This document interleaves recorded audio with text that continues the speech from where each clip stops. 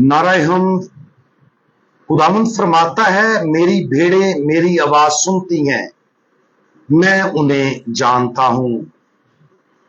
आज हम अंजील मुकद्दस बामुताबिक मुकद्दस मत्ती उसका 23वां बाब और उसकी आयात 23 और 24 पर ध्यान ज्ञान करेंगे।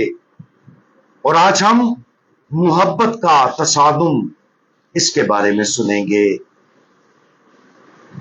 तुम पर अफसोस, आए फकीयों और फरीसियों, आए रियाकारों, क्योंकि पुदीना और अनस्यून और कमून पर तो दया यकी देते हो, लेकिन शरीयत की भारी बातों यानी इंसाफ और रहम और ईमान से लापरवाही करते हो। वाजिब था कि ये भी करते और वो भी ना छोड़ते। आए नबीना रहनुमाओ, जो मच्छर छानते और ऊंट निगल जाते हो। कल, आज और आने वाले कल के दौरान कलीसिया मुकद्दस मत्ती की अंजील के तकरीबन पूरे 23वें बाब को पेश करती है, जिसमें फकीयों और फरीसियों के लिए खुदावंद यीशु मसीह की जबरदस्त मुजम्मत शामिल है। यह तसादुम हैकल के इलाके में फसा के हफ्ते के दौरान हुआ। उस हफ्ते के दौरान खुदावंद यीशु मसीह ने दुखों और मौत का सामना किया। यरूशलेम में फातहाना दाखिले के बाद, जिसे हम अब खजूरों के इतवार के तौर पर मनाते हैं, खुदावंद यीशु मसीह ने अगले दिन तबलीग करने, शिफा देने और मजहबी रहनुमाओं की बढ़ती हुई मुखालफत का सामना करने में गुजारे।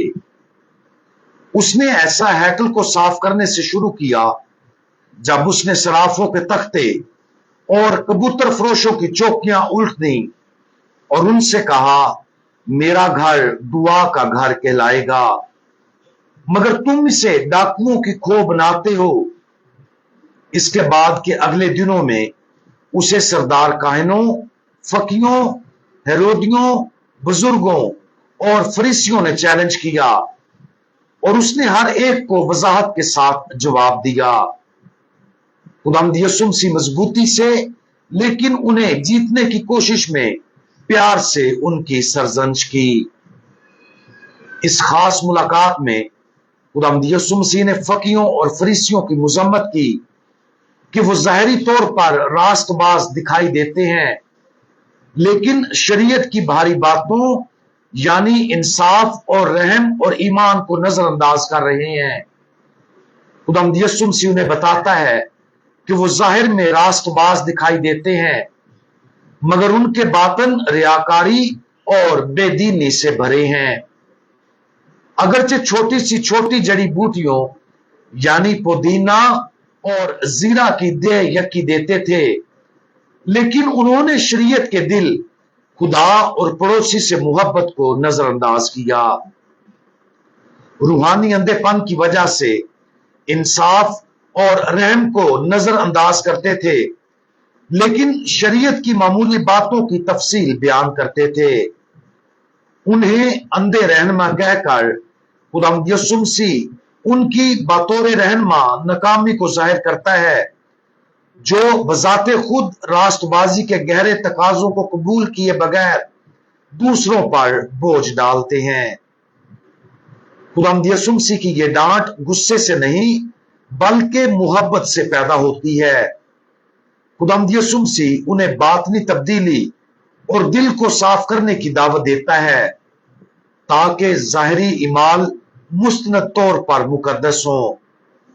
मच्छर छानते और ऊंट को निगलने की तस्वीर उनकी गलत तरजीहात को वाजे करती है।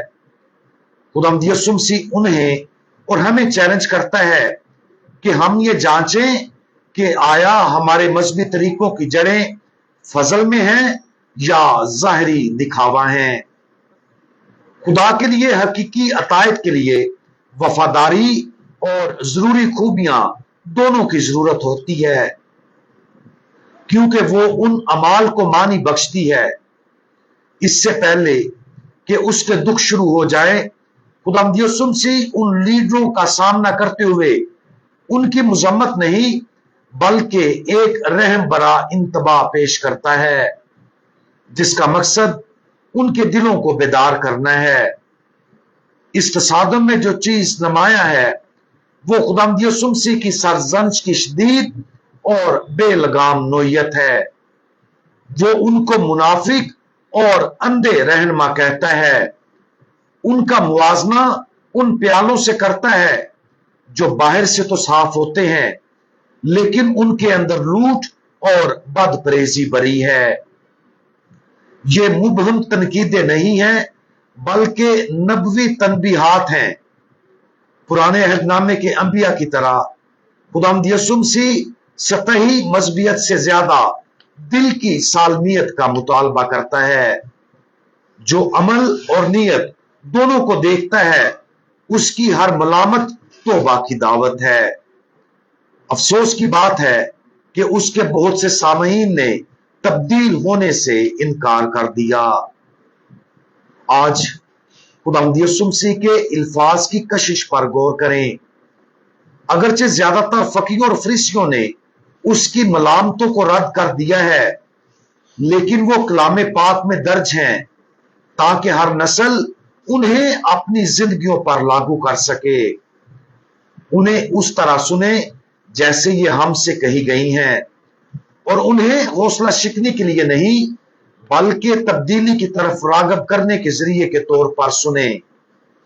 ये एक चैलेंजिंग मश्क हो सकती है लेकिन जब इसे ये तस्लीम करते हुए आजिज़ी और भरोसे के साथ अंजाम दिया जाए कि खुदावंद यीशु मसीह के इल्फाज का मकसद हमें शिफा देना और उसके करीब लाना है तो यह गहरे फजल का जरिया और रास्ता बन जाता है।